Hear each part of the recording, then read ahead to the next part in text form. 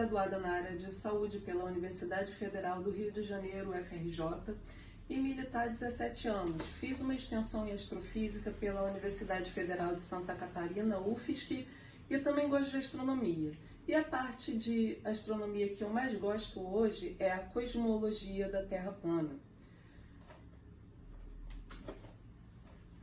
Eu apresento o canal Geocêntrica há pouco mais de 2 anos, com foco em evidenciar os disparates apresentados no modelo heliocêntrico e comparar esse modelo com o modelo da Terra plana. Então eu convido a todos que estão assistindo para que se inscrevam no canal, que hoje contém mais de 100 vídeos produzidos com muita pesquisa e dedicação.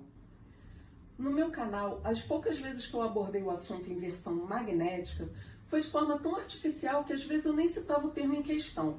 Nunca me aprofundei. Aqui eu vou voltar a falar em tudo que eu falei lá no canal, nos estudos de laboratório de David Lapointe, e eu fiz uma investigação descritiva utilizando métodos científicos de estudo comparado e vou apresentar registros históricos, referenciais teóricos do que podemos interpretar como eventos passados de inversões magnéticas da Terra. Então, para a gente começar, a gente precisa entender primeiro o que pode se inverter. Inversão do quê? No modelo da Terra esférica, são os polos. E na Terra plana, como isso funciona? No modelo da Terra esférica, nós temos a seguinte explicação do que é o geomagnetismo. O geomagnetismo, que é o magnetismo terrestre, é um conjunto de fenômenos que resultam das propriedades magnéticas das rochas, de seus minerais, determinadas pelo movimento dos elétrons que constituem os átomos. Quando alinhados, dão origem a um dipolo magnético que interage e deforma o campo magnético terrestre. Então, o campo magnético é equivalente àquele que se formaria por um ímã dipolar colocado no centro da Terra. A agulha magnética marca o norte magnético. Num dado local e numa época determinada, o norte magnético faz com a direção norte geográfica um determinado ângulo, que em geral não é nulo e que se denomina declinação magnética. O eixo magnético está deslocado relativamente ao eixo de rotação da Terra. E o interessante é que a linha que os une não passa no centro do globo, porque esses polos não estão nos antípodas um do outro, eles não estão diametralmente opostos. E eu vou mostrar aqui agora para vocês uma simulação do magnetismo na Terra esférica. Vamos observar a experiência. Primeiro, ele pega uma esfera de isopor e abre ao meio. Então, ele insere um conjunto de superímãs nessa esfera, fecha, aí ele prende um palito para simular a inclinação do globo, ele fecha, né? Prende num palito para simular a inclinação do globo e joga limalha de ferro por cima com uma peneira para visualizarmos o campo magnético criado. Contudo, sabemos que esse campo foi criado por uma série de discos planos, os ímãs, né? E não por um núcleo esférico de metais, ferro, níquel, cobalto. Não foi isso que ele colocou ali em estado líquido, alta temperatura, pressão. E no modelo da Terra plana, como isso funciona? Nesse modelo em questão, a Terra não é um planeta, que significa estrela errante, então já de cara descartamos todas as características dos astros em questão. A Terra plana é um sistema fechado com característica biológica única. É uma grande bateria.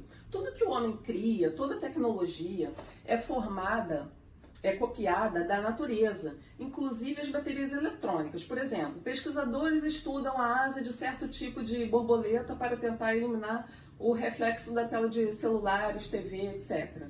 Toda criação humana é copiada de mecanismos da natureza. Com o eletromagnetismo da Terra não é diferente. Baterias, pilhas, não foram criados num estalar de dedos. A diferença aqui é que temos uma cúpula, um firmamento eletromagnético, e a estrela responsável pela centralização desse magnetismo é a estrela polar Polaris. É admitido nesse modelo, então, que existe uma substância chamada éter, que ocupa toda essa camada que chamaríamos de magnetosfera, e que faz um contraponto com a famosa energia ou matéria escura do sistema heliocêntrico, responsável pela harmonia do universo, do espaço sideral de infinitos anos-luz daquele modelo. Esse éter manteria a carga do plasma, que falaremos bastante adiante. Então, há cargas positivas e negativas circundando o centro da Terra plana, que conhecemos como Polo Norte ou Polo Ártico. A água salgada dos oceanos faz os polos se agitarem e criarem os eletrólitos, que fornecem energia livre e contínua. Energia livre essa que foi descoberta por Nikola Tesla, porém ele foi calado à sua época e muitos de seus escritos recolhidos. 97,5% de toda a água na Terra é salgada. Mas nós, seres vivos, precisamos de água doce para sobreviver e manter nossas funções corporais. Com exceção da vida marinha, é claro. Então, qual seria o uso da água salgada na Terra? A lei de Coulomb diz que cargas iguais se repelem e cargas opostas se atraem. A força eletromagnética atrai elétrons aos prótons. E aí ocorre a captura eletrônica. A força eletromagnética entra em órbita ao redor de um núcleo positivamente carregado, e quanto maior esse núcleo, maior a quantidade de elétrons atraídos. O Círculo Ártico é o anodo e a borda de gelo da Antártica é o catodo. Por isso, os geleiros têm água doce. E no meio disso tudo fica a água salgada dos mares, que é o eletrólito, o condutor elétrico onde passa a corrente elétrica, produzindo um campo magnético na Terra em grande escala, como se fosse um superímã.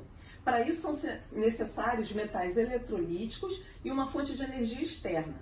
Zinco, magnésio, cobre, todos esses encontrados nos oceanos, níquel, ouro, em quantidades variadas.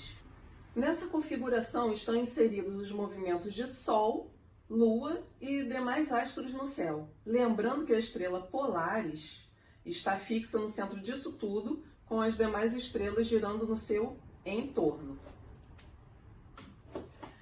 E aí nós temos imagens de uma pista magnética caseira para levitação quântica, aparentemente de um trabalho escolar feito por alunos de engenharia elétrica, com esses superímãs no centro do disco, que representam muito bem os oceanos com função de produzir o campo magnético. E eles dão um banho de nitrogênio líquido, eles botam os ímãs, né, nesse círculo, colocam uma chapa de plástico, pegam o supercondutor cerâmico de alta temperatura, que representaria ali o Sol e a Lua, dão um banho de nitrogênio líquido nesse supercondutor que seria ali o objeto que pode conduzir a eletricidade ou transportar elétrons de um átomo para o outro sem resistência. E na Terra nós vemos isso ocorrendo em perfeita harmonia com Sol e Lua e demais astros, estabelecendo sem alterações os dias e as noites e as estações do ano, etc. Então, vemos esses experimentos, tendo visto esses experimentos, vemos que a ciência é feita com observação e não por número de adeptos. Tá aqui o disquinho girando, ele gira sem tocar, vai flutuando sem resistência.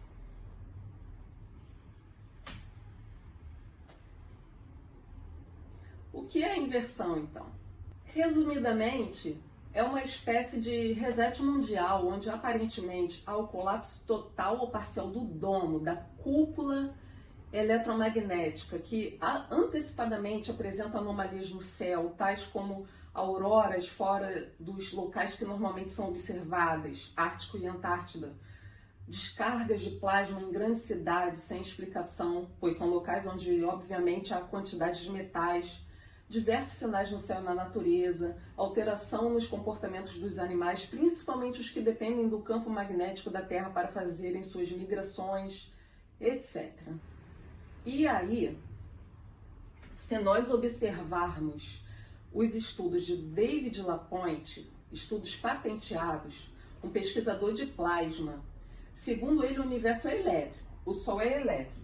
Lapointe utilizou experimentos que ele mesmo denominou de campos primários. Seu trabalho de exploração é importante, pois fornece uma base sólida para a teoria do plasma solar. Ele aparentemente não é adepto ao modelo da Terra plana, pelo menos não publicamente. Porém, os experimentos que ele faz em laboratório desprezam totalmente a gravidade e a relatividade. Ele trabalha com fluxos de plasma de alta densidade. Eu fiz uma live há 1 ano no meu canal sobre esse experimento de Lapointe, demonstrando o eletromagnetismo. Essas cuias emitem um campo magnético aqui norte-sul e as pequenas esferas ficam magnetizadas e formam esses arranjos. A única coisa mantendo as posições das esferas é o campo magnético dessas cuias. Aqui a gente pode desprezar a teoria da gravitação universal de Newton. E onde mais nós vemos isso? No céu, gente. Estão sendo demonstradas aqui em pequena escala órbitas, as disposições dos corpos celestes sem a necessidade da gravidade. A própria física tem dificuldade de explicar coisas puxando. É mais fácil explicar coisas empurrando, repelindo.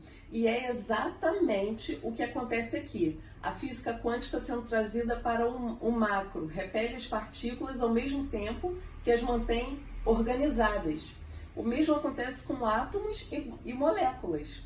A força forte já é conhecida, a interação entre partículas subatômicas, mas ele está inovando, trazendo essa interação para o macro e mostrando que pode ser fractal a ponto da interação ser astronômica também, dispensando assim a gravidade. E aí, avançando nesse estudo dos campos primários, nós conseguimos aplicar ao nível da Terra também.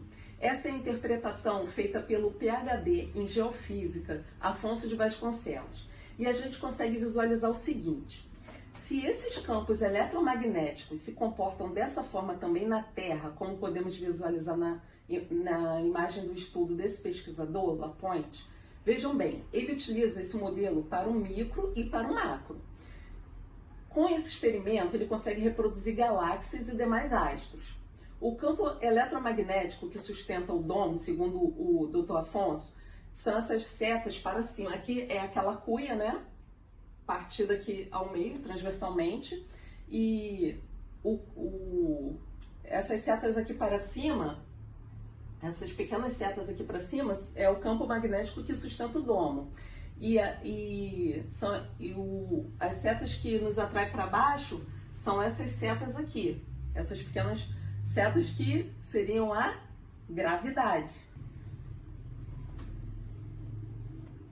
É como se nós estivéssemos aqui.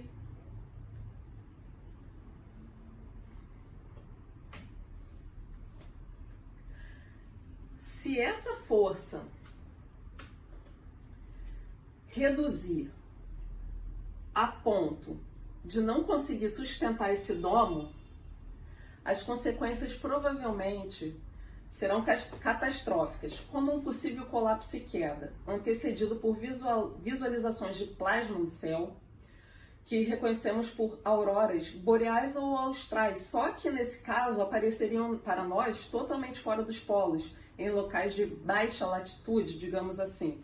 Esses plasmas seriam vistos aleatoriamente em vários pontos do céu, e isso já foi anunciado há uns 6 anos em documentário do History Channel sobre fim do mundo. No documentário eles disseram que quando houvessem auroras fora dos polos, as pessoas poderiam ser eletrocutadas, e isso seria a própria inversão. Na inversão magnética que ocasionou o dilúvio da época de Noé, o cataclisma foi tão violento que o desabamento das águas na abertura das comportas do céu ocasionou o processo de separação dos continentes. Chama-se teoria da deriva continental. Essa teoria teoria é aceita hoje no meio científico e descreve que nessa era os continentes eram um único bloco de terra, a Pangeia. Uma explicação para isso é a existência de placas tectônicas nas dorsais oceânicas, justamente nas linhas divisórias entre os continentes. E a correspondência na constituição rochosa das costas dos continentes e os contornos dos litorais também são incontestáveis. Antes do domo se romper nessa inversão, toda a Terra tinha uma uniformidade de temperatura e muitos animais e plantas de climas tropicais vieram a ser encontrados nas geleiras de regiões hoje consideradas eternamente frias, ainda com alimentos próprios de regiões quentes, como se tivessem sido repentinamente surpreendidos pela catástrofe. Isso se explicaria com o colapso do domo, partindo principalmente ali da região central, o Polo Norte, e então a massa de ar frio teria descido e congelado instantaneamente tudo no local.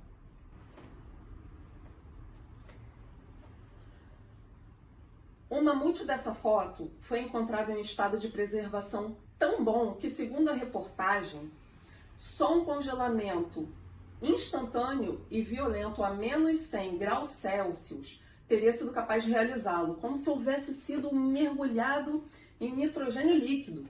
Além disso, o mamute foi encontrado meio em pé, meio ajoelhado, o que mostra que seu congelamento se deu antes que seu corpo caísse no chão. E na sua boca foram encontrados vegetais que só germinam em regiões temperadas.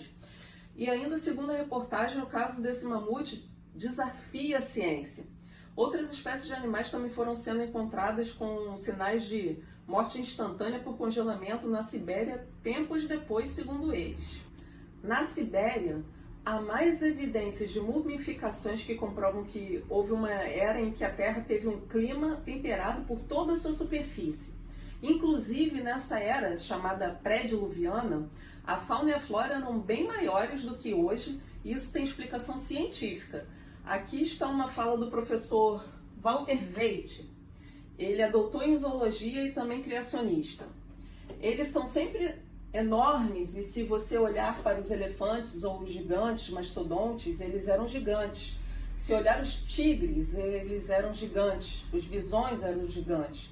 Qualquer animal que imaginar era bem maior do que hoje. O que é isso? Evolução ou involução?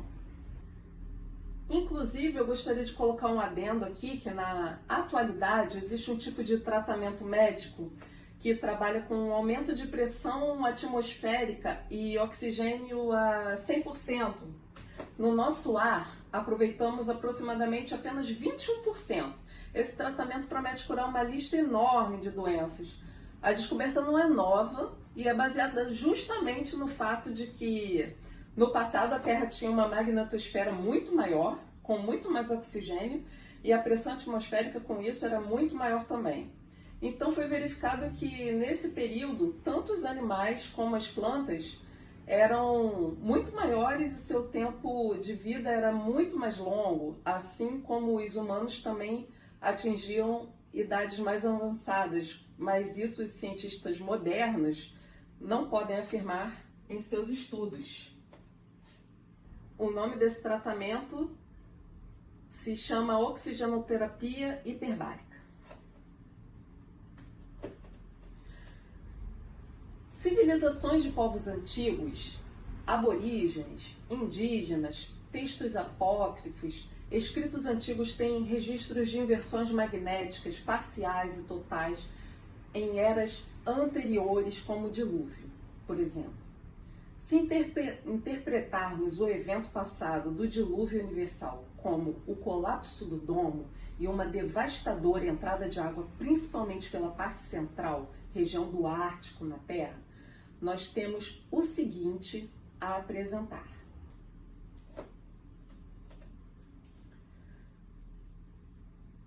Disse-me ele que por isso devemos seguir nossas origens. Como você deve chamar os seus filhos quando eles existirem? Assim ele me disse. Você deve dizer a eles que somos Paiter, o nome daquele povo. Somos Gapjir, seres humanos. E assim eles também no futuro devem passar isso aos filhos deles, para que sejamos sempre um só, É assim que meu pai me disse que eu sou Gapji, ser humano, sou Paiter. E assim, quando meu filho nascer, devo passar o mesmo conhecimento para ele, dizer que para ele que somos Gapji, e assim também ele deve fazer quando o filho dele surgir, e assim sucessivamente no futuro. Estou contando conforme alguém me contou. Meu pai me falava assim quando eu já tinha entendimento das coisas. Então ele me disse: o que você entende que é da sua origem? Você é Paiter, ser humano? Ele me disse: eu não estou contando nada que não seja verdade. Você tem que saber quem você é. Ele disse assim para mim: depois de nós, vem os Gameb. Eles também devem repassar esse conhecimento para os seus filhos, da mesma forma que passamos conhecimentos para os nossos. E assim todos devemos saber da nossa origem. Página 30. Por que estou lendo essa passagem do livro? Porque essa passagem retrata basicamente todas as tradições de todos os povos em todas as culturas e épocas, independente de região, independente de época, de contato entre povos, de qualquer coisa, tá? Então, é assim que é passado o conhecimento que é chegado até a gente hoje como lenda. O que é lenda? São relatos de eventos históricos e pessoas da antiguidade. Por isso, possuem base em determinado momento histórico. Porém, essas histórias são distorcidas ou exageradas, recebendo um ar fantástico. Só que esses relatos, muitas vezes, possuem evidências, são baseados em fatos históricos, mesmo que distorcidos, devido à característica da tradição oral. Vamos começar aqui com a Bíblia de Cobrim. Esse livro foi estimado em 3.600 anos e foi resgatado de um incêndio aparentemente criminoso, mas sobreviveu justamente por seus manuscritos estarem grafados em finas lâminas de bronze. Vejamos essa descrição de um evento catastrófico ocorrido na Terra no capítulo 3. Aqui está um relato de brilho avermelhado no céu, cinzas e queda de pedras quentes, aparentemente meteoros. Muitos homens morreram ou foram gravemente feridos, perderam os sentidos, ficaram atordoados, perderam a memória. Os que conseguiram se refugiaram para as cavernas.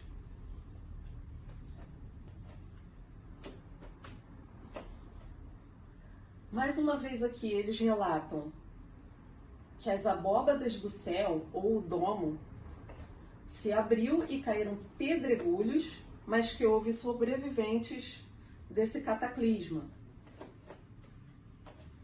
No capítulo 4 do manuscrito, há um sinal no céu, uma estrela estranha, que caiu do céu,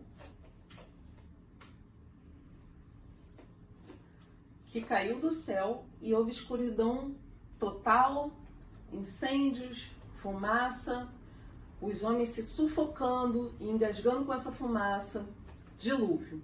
Aqui, um sinal da inversão magnética, os homens desnorteados e essa violência que vocês verão em outros relatos de outros povos também. Porque na inversão tem quase sempre esses elementos: silêncio e perda da razão. Muita destruição, novamente, por mais que os homens tentassem fugir para as cavernas. No fim do capítulo 4, eles relatam que a terra dos gigantes não foi inundada, entre algumas outras terras. Terra da montanha, as terras do sul, não foram cobertas pelas águas. Terceira catástrofe, o dilúvio universal. Aí está escrito: no grande livro de Firehawks, Falcão de Fogo, e eu vou narrar para vocês, a Terra foi destruída 2 vezes. Uma das vezes foi destruída totalmente pelo fogo e a outra parcialmente pela água. A destruição pela água foi menor e surgiu desta maneira: as pessoas da época rejeitavam todas as coisas espirituais e os homens viviam apenas para o prazer. Pouco se importavam com o bem da humanidade e seu futuro.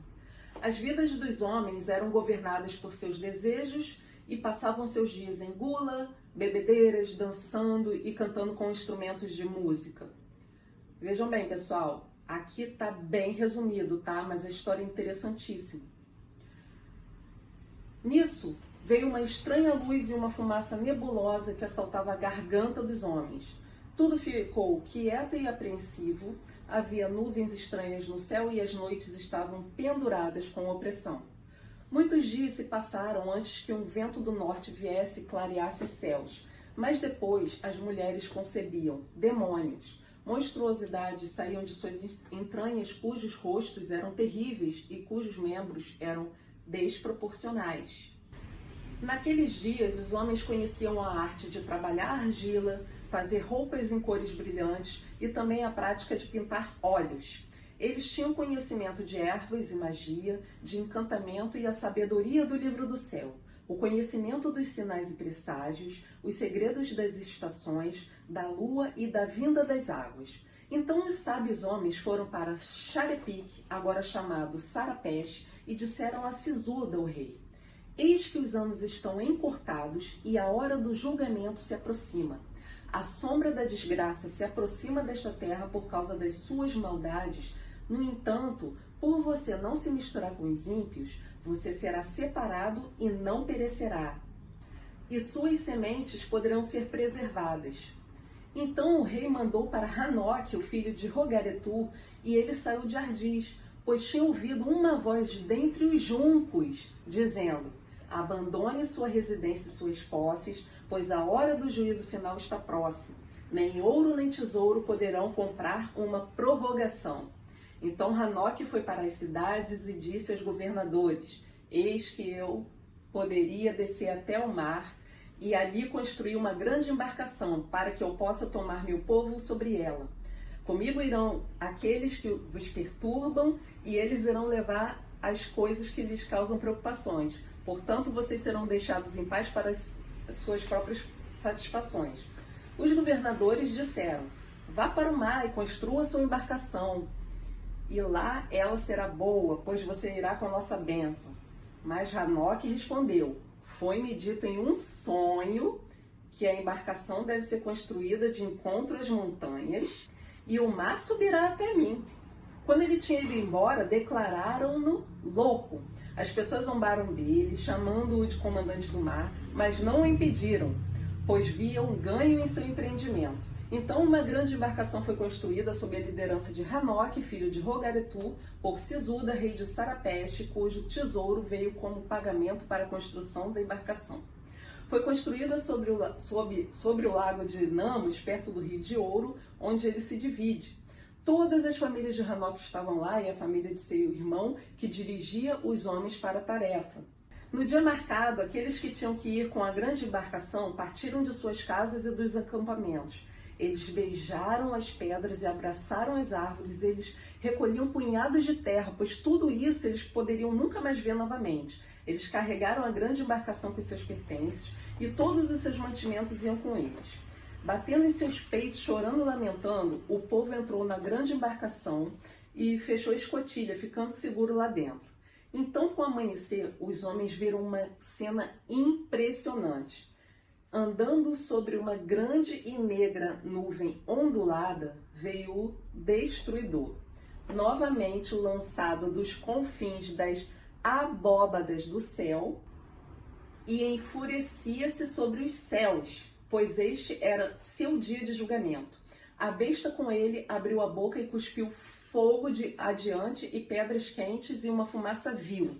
Ele cobriu todo o céu acima e o lugar de encontro da terra com o céu não podia mais ser visto. À noite, os locais das estrelas foram mudados. Elas rolavam cruzando o céu para novas estações e então a enchente chegou. As comportas do céu foram abertas e os fundamentos da terra foram desfeitos. As águas circundantes derramaram sobre a terra e quebraram sobre as montanhas. Os depósitos dos ventos estouraram suas trancas em pedaços. Assim, tempestades e vendavais foram soltos para lançarem-se sobre a terra. Nas águas turbilhantes e vendavais uivantes, todos os edifícios foram destruídos. Árvores foram arrancadas e as montanhas derrubadas. Houve um tempo de grande calor. Em seguida veio um tempo de frio severo. As ondas sobre as águas nem subiam nem desciam, mas giravam em turbilhão. Havia um som horrível acima. As colunas do céu foram quebradas e caíram sobre a terra. A abóbada do céu foi rasgada e quebrada. Toda a criação estava em caos. As estrelas do céu estavam soltas de seus lugares, elas tracejavam sobre a confusão. Houve uma revolta no alto, um novo governante apareceu lá e varreu o céu em autoridade. Aqueles que não haviam trabalhado na construção da grande embarcação e aqueles que tinham zombado dos construtores chegaram rapidamente ao local onde ela estava deitada. Subiram em cima da embarcação e batiam nela com as mãos. Eles se enfureceram e se invocaram, mas não podiam entrar lá, nem poderiam quebrar a madeira. Como a grande embarcação foi levada pelas águas, ela rolou e eles foram varridos para fora porque não havia nenhum ponto de apoio para eles. As águas inchantes varriam para o topo das montanhas e enchiam os vales. Elas não subiam como a água despejada dentro de uma bacia, mas vinha em grandes torrentes de ondas. Mas quando o tumulto se aquietou e as águas se tornaram calmas, elas ficaram não mais do que 3 côvados acima da terra. O destruidor se distanciava na solidez do céu e o grande dilúvio permaneceu durante 7 dias, diminuindo dia a dia conforme as águas drenavam para os seus lugares. Então as águas se espalhavam calmamente e a grande embarcação derivava em meio a uma espuma marrom e detritos de toda a espécie. Depois de muitos dias, a grande embarcação veio a repousar sobre Cardo, nas montanhas de Astar, ao oposto de Nishim, na terra de Deus. E este foi o fim do 4º capítulo. Esse destruidor citado no texto, que aparentemente é lançado dos confins da abóbada do céu para ocasionar todo esse evento, é mencionado também no livro de Apocalipse, no capítulo 9, versículo 11, quando é profetizado um evento de destruição cataclísmico semelhante. E havia um rei sobre eles, o anjo do abismo, cujo nome em hebraico é Abaddon e em grego Apolion. Esse termo tem o mesmo significado de destruidor para nós em português.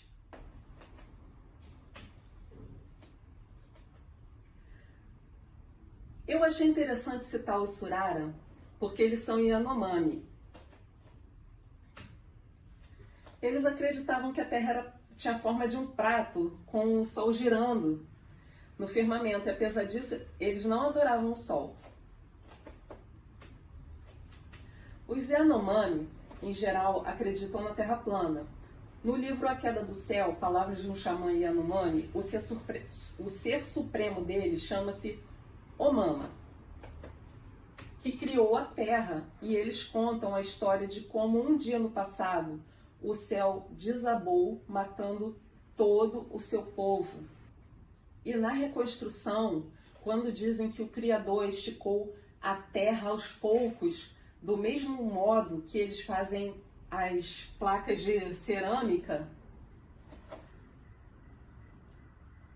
isso nos lembra a passagem de Jó na Bíblia, onde diz que a terra é formada como o barro sob o sinete. E sinete é um utensílio que, apesar da finalidade ser outra, ele parece mais um carimbo que deixa uma marca em baixo e alto relevo, isto é, não formaria de modo algum uma esfera. O povo indígena Munduruku, que vive na região do rio Tapajós, também é um povo monoteísta. Eles acreditam num ser supremo onisciente e eterno, e que um dia acabará o mundo com fogo. Assim será o fim do mundo para eles, onde todos os homens morrerão. Revista de Antropologia. E aqui nós temos o espume, aqui está Iaruru, mas essa forma é pejorativa, tá? Eles se autodenominam pume. Eles também têm um ser supremo que criou o mundo uma e que também trouxe um dilúvio porque os homens se desencaminharam para o mal. E tem relatos da existência de gigantes em outras terras distantes. Esse povo indígena vive no sudeste e sul do Brasil e também tem em seus registros passados de geração para geração a história do dilúvio universal. Essa aqui foi contada por um ancião chamado Xê. Está aqui a história do dilúvio universal deles.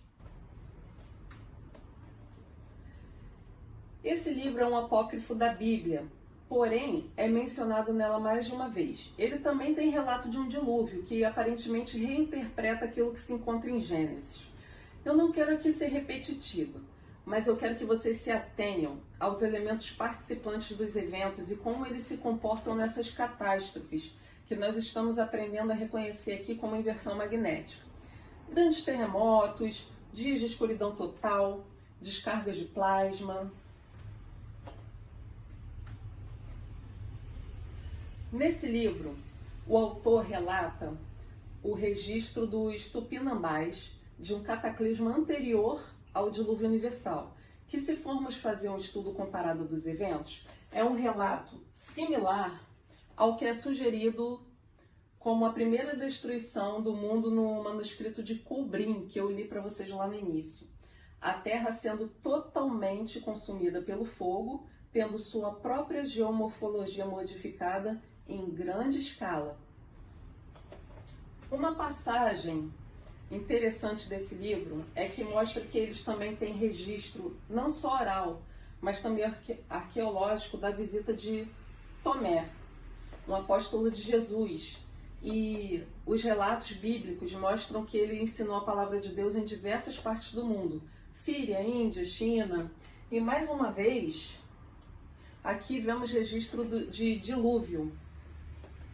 Dessa vez semelhante ao relato dos índios cangangues, onde só sobrou um casal de irmãos e eles repovoaram a terra posteriormente. Traduzindo esses registros orais, os tupinambás, eles também dizem que a terra era totalmente plana, sem nenhuma rugosidade, sem nenhuma montanha sequer.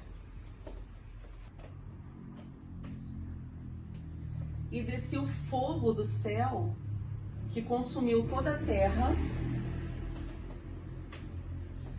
Aqui fala da terra sendo redesenhada pelas cinzas de uma combustão que provocou um incêndio enviado por Monan e que foi restaurada a sua antiga beleza e deu ao homem uma mulher a fim de repovoar o mundo com homens melhores do que aqueles que haviam sido os primeiros habitantes da Terra. Essa foi a primeira destruição, né? No caso, a primeira inversão.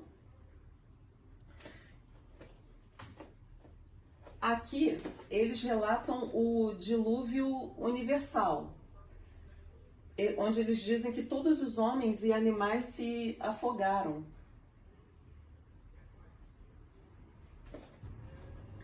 Exceto 2 irmãos e suas esposas que se dividiram em 2 povos pelo mundo, né? Aí eles dizem seus nomes aqui e também citam que não descendem daquelas raças sanguinárias que consumiam carne humana.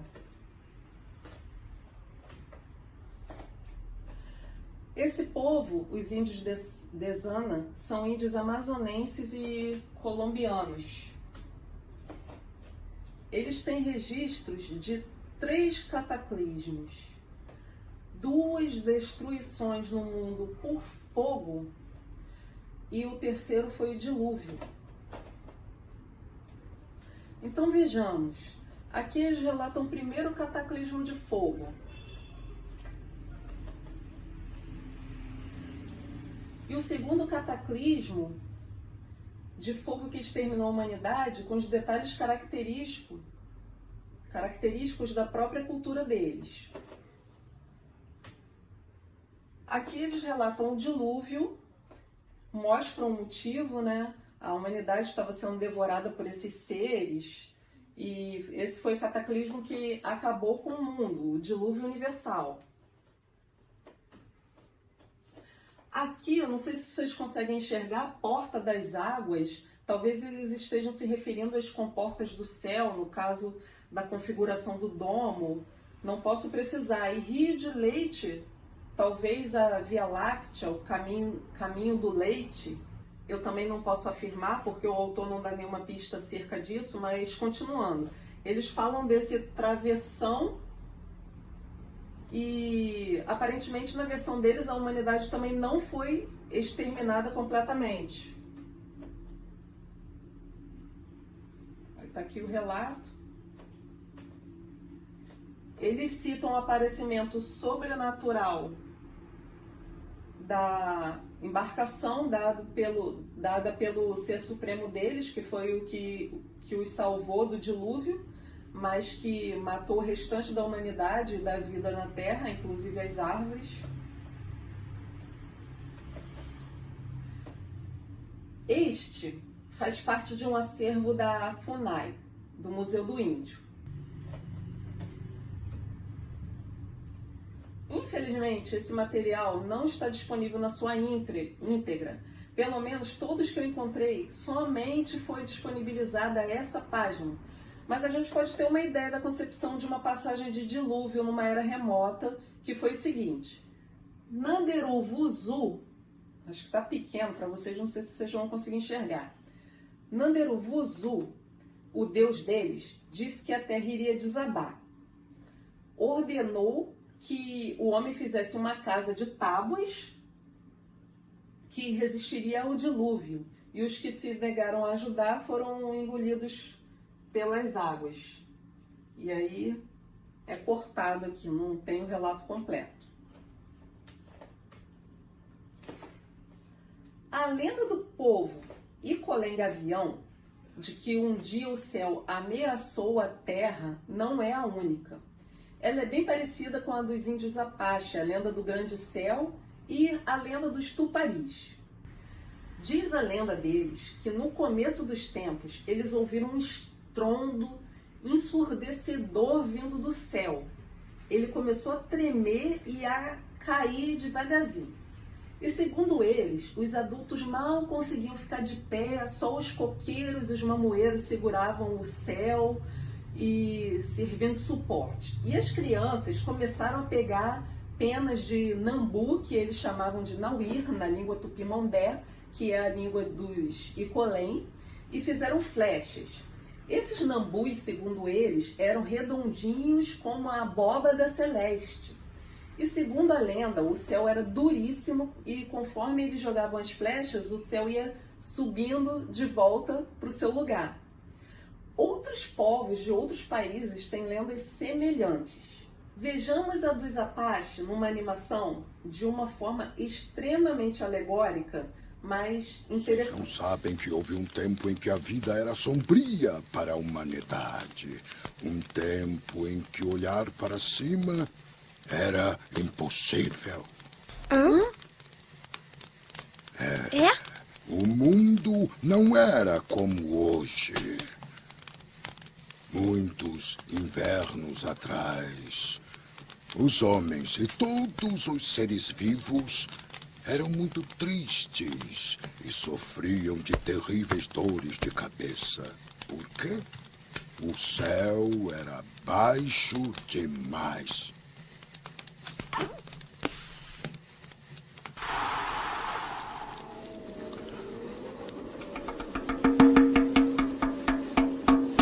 O céu era tão baixo que as nuvens não tinham onde ficar. Era tão baixo que as árvores não podiam crescer sem que os seus topos encontrassem suas raízes. O céu era tão baixo que os pássaros não podiam voar. Mas o pior de tudo é que Os adultos não podiam andar eretos como exigiam os seus corpos. Sim, eles tinham que andar curvados para frente, enxergando apenas seus pés. Todas as crianças se reuniram e decidiram levantar o céu usando varas longas.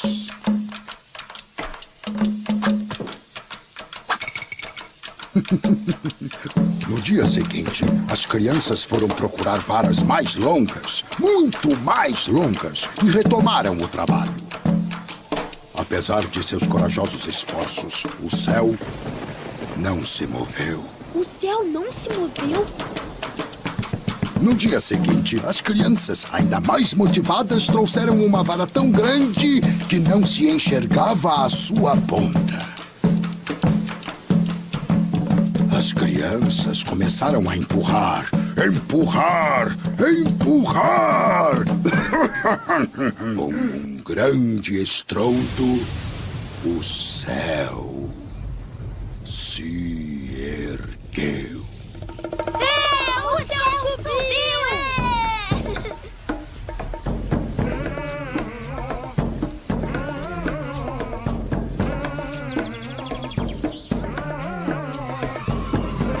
Desde aquele dia, o céu está onde o vemos hoje. As árvores podem crescer, os pássaros estão livres para voar e as nuvens passeiam à vontade. E os homens, pela primeira vez, puderam ficar de pé e contemplar o céu. Ah, eu esqueci. A coisa mais extraordinária que aconteceu foi que, quando os espíritos da noite saíram à planície, o céu, furado pelas varas dos homenzinhos, começou a cintilar. Em cada furo havia uma estrela.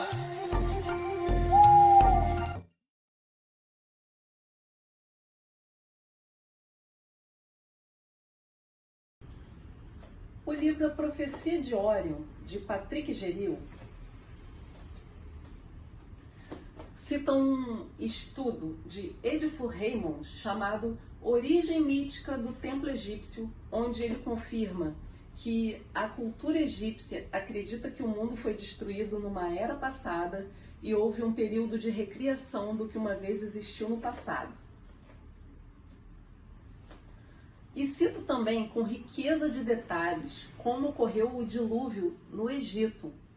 Na tradição deles, em 9805 a.C., faltavam 13 anos para o cataclismo.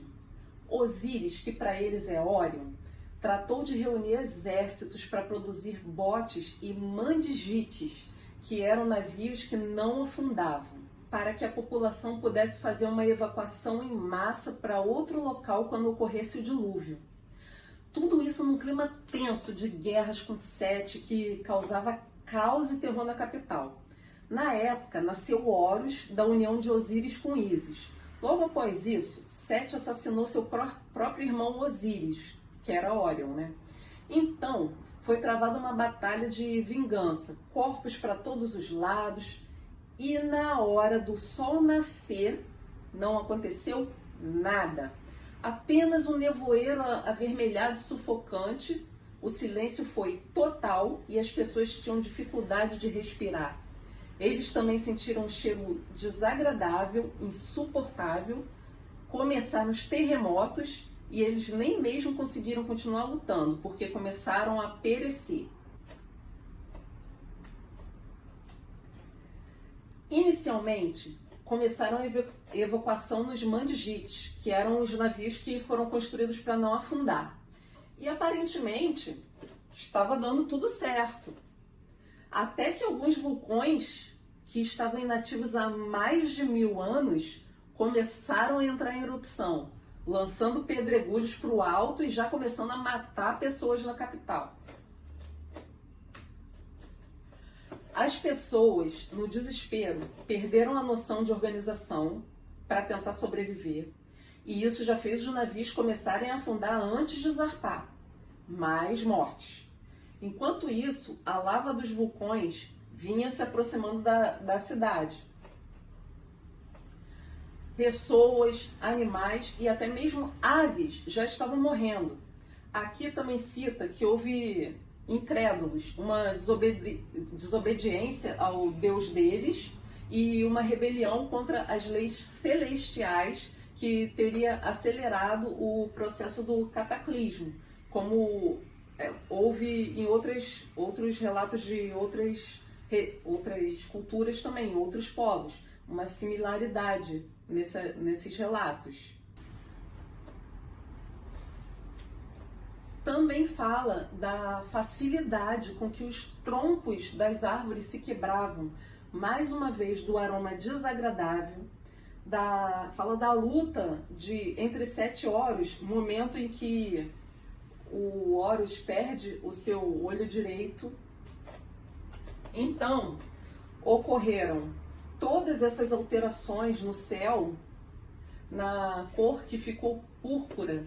E o interessante é que essa luz plasmática irradiada no firmamento, com a aparência de auroras arroxeadas ou avermelhadas, se deve por uma ionização dos gases atmosféricos envolvidos. O nitrogênio, no caso, ele compõe 78% da atmosfera. Isso aqui não é coincidência não, tá, gente? Então, voltando, teve fogo no céu, eles perderam a noção do tempo, ondas de vários metros, ciclones que destruíram seus navios, que eles pensavam que não afundariam. O Sol fez movimentos estranhos no céu, movimentos abruptos. Estrelas também se movimentavam em ritmo rápido, assim como o relato encontrado no manuscrito de Coubrin. E a Lua também apresentou alterações de movimentos rápidos no céu.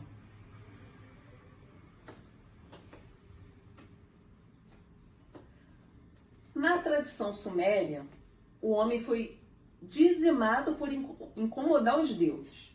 Segundo essa lenda, o deus deles, Ea, por meio de um sonho, apareceu a Utnapishtim e lhe revelou as pretensões dos deuses de exterminar os humanos através de um dilúvio. Mais uma vez, vemos que, assim como os demais povos, o dilúvio foi avisado com antecedência de alguma forma, sobrenatural ou não. Utnapishtim, então, reúne sua família e constrói a embarcação que lhe foi ordenada por Ea. Estes ficam por 7 dias debaixo do dilúvio que consome com os humanos. Eu percebi que havia grande silêncio, não havia um só ser humano vivo, além de nós, no barco. Ao barro, ao lodo, haviam retornado.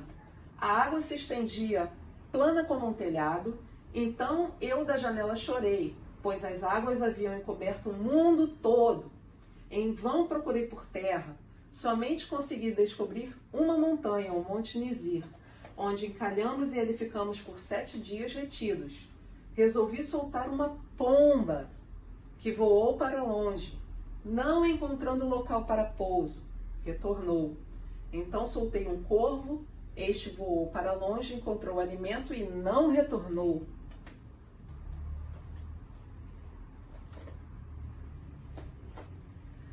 A mitologia do povo maia relata a existência de um dilúvio enviado pelo deus Huracan. Eu vou pular muitos detalhes aqui, para poder resumir. Segundo o Popol Vuh, os deuses criaram um segundo tipo de seres humanos que os desagradaram. Se tornaram arrogantes e não praticavam sacrifícios aos seus criadores. Então os deuses decidem exterminar essa segunda humanidade através de um dilúvio. Ao contrário da maioria dos outros relatos conhecidos sobre dilúvios, nenhum indivíduo foi poupado. Após a catástrofe, a matéria-prima utilizada para moldar os 9 seres humanos foi o milho. foram criados 4 casais, que são considerados os 8 primeiros índios Quiche na Guatemala.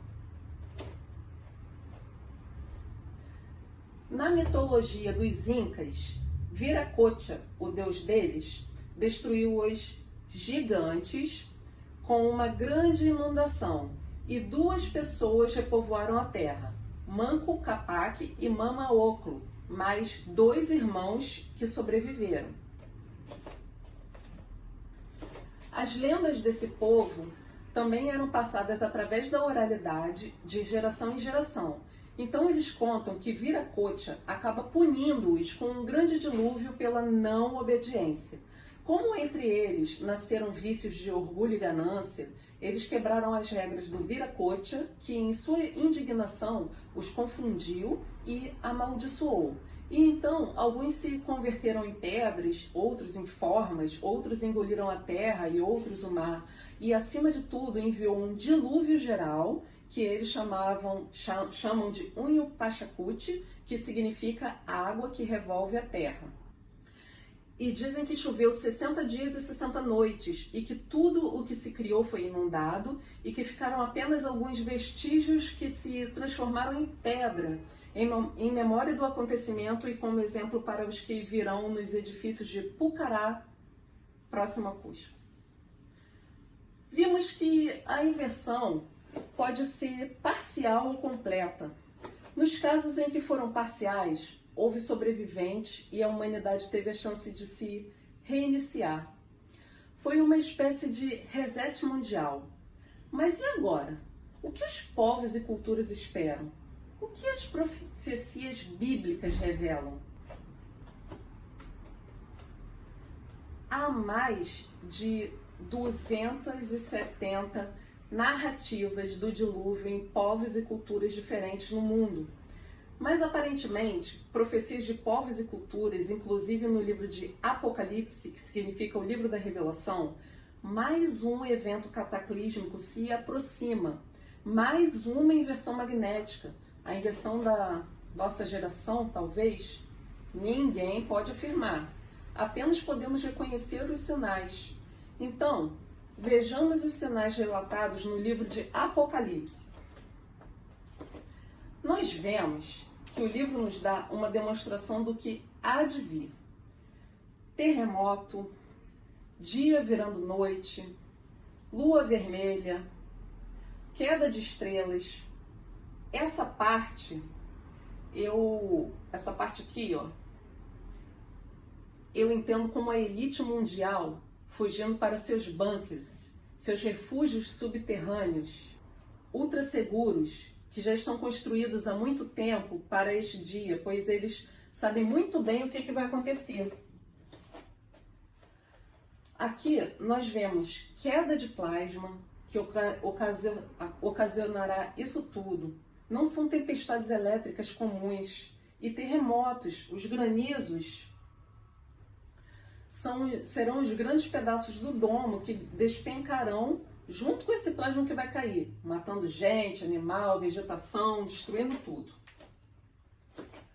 Nessa parte da revelação, após tudo que nós vimos sobre inversão nas demais culturas, vemos detalhes incríveis. O Sol apresentando alterações, relâmpagos, chuva de plasma. Se pudermos interpretar assim, e esse colossal terremoto aqui, que será mais devastador que o ser humano já viu na Terra, pode provocar ou ser provocado por um vulcão, talvez. Vejam bem essa matéria. Geólogos da Universidade Brigham Young, em Utah, descobriram um supervulcão 30 vezes maior que Yellowstone, abaixo da própria Utah, Estados Unidos. Matéria de maio deste ano, 2020.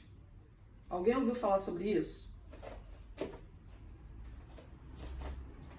Também tem os vulcões da Antártida, que são os maiores causadores de seu derretimento. principalmente nos últimos tempos, há vulcões ativos quilômetros abaixo da superfície da Antártida. Dos 138 vulcões lá existentes, 91 foram descobertos apenas agora em 2017. Vemos que a região da Antártida, com aumento de temperatura e o consequente derretimento, é ocidental. Não é um derretimento uniforme, condizente com o aquecimento global. Esse modelo na Terra esférica nos dá uma noção disso. A gente sabe que a Antártida é a borda da Terra plana, mas aqui é só para a gente ter uma noção. Alguém ouviu falar disso?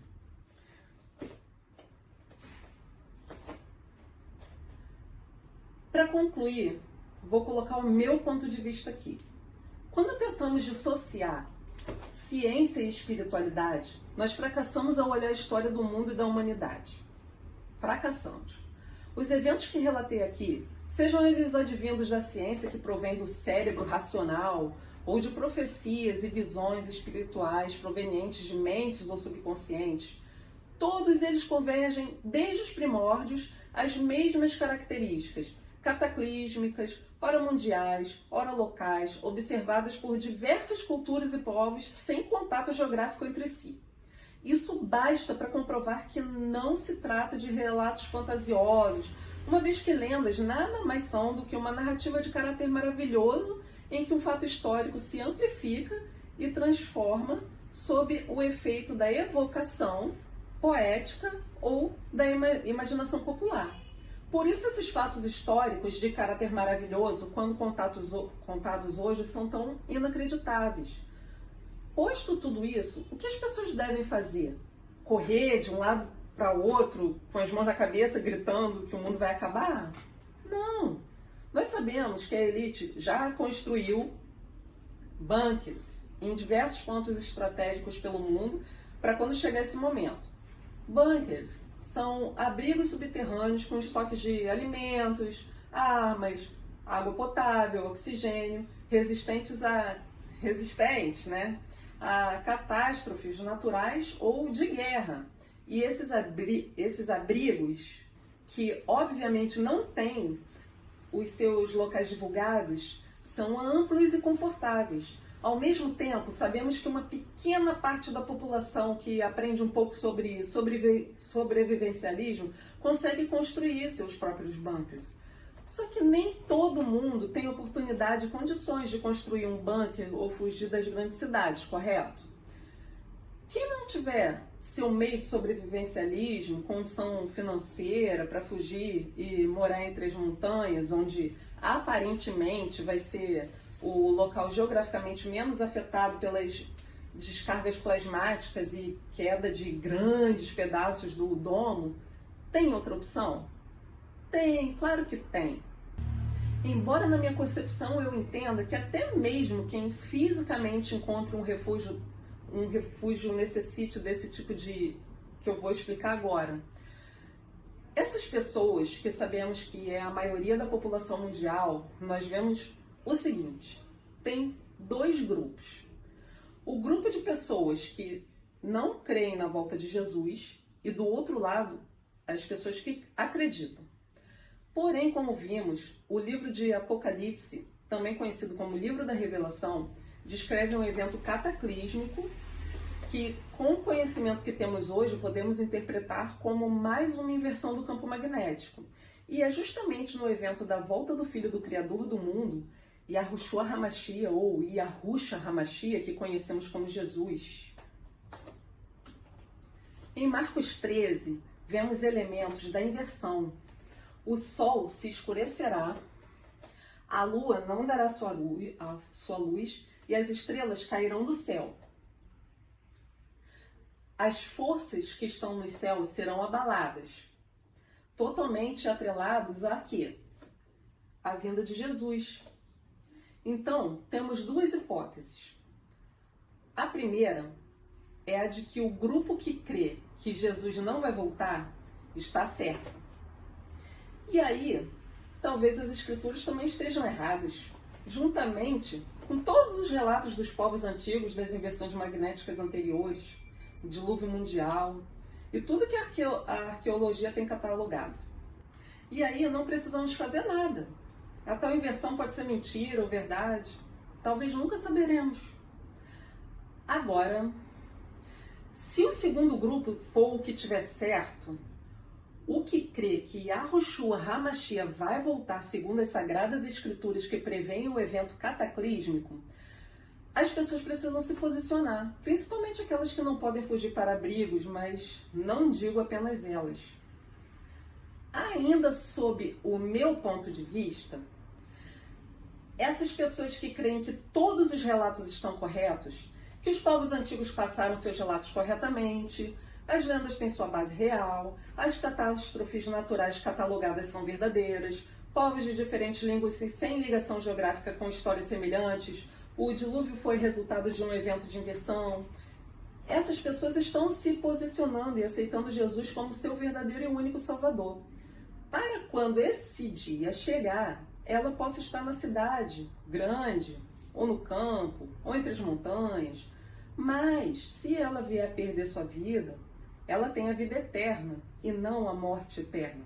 E essas pessoas estão aceitando Jesus não por desencargo de consciência, não porque o escolhendo não tem nada a perder e sim a ganhar, mas pela lógica de escolher com sabedoria e amor, porque desde o início as Escrituras descrevem um mundo que foi criado.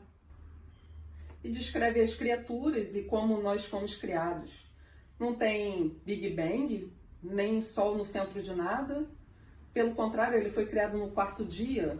Até mesmo depois da luz, não houve evolução das espécies. Cada espécie foi criada prontinha, já como cada uma conforme suas características. Então, essa é a mensagem de esperança para quem assistiu a essa palestra, pois o assunto é uma catástrofe mundial, o grande reset do mundo. E eu não poderia falar de um assunto desse sem fechar com uma mensagem positiva. Então, não espere o dia da inversão do campo magnético para tomar sua posição, porque nenhum físico ou cientista de renome sabe esse dia, e muito menos nenhum profeta sabe o dia da volta de Jesus. O que sabemos é que, geologicamente, a Terra já está apresentando muitas anomalias, e isso quer dizer que o evento não deve estar muito longe de acontecer. Eu peço ao Criador Yahuwah Tzevaot que todas as coisas que foram assistidas aqui possam ser assimiladas, incorporadas à vida, que saiamos daqui entendendo e compreendendo a importância da centralidade daquele que trouxe tudo à existência e trouxe aquele que se deu por nós. É por isso que nós agora queremos render graças e também exaltar o nome do teu filho Jesus, Yahushua HaMashiach, o qual sem dúvida é digno de toda a honra e toda a glória, todo o louvor. E somos gratos a ti, ó Pai, porque foi dado a ele um nome que está acima de todo nome, e diante de quem um dia todo joelho se dobrará.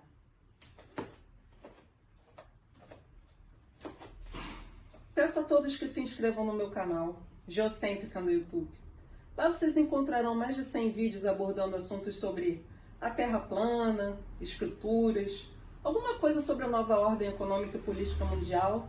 E o que não deu tempo de falar aqui, vai ter alguma coisa lá também, porque o assunto é vasto.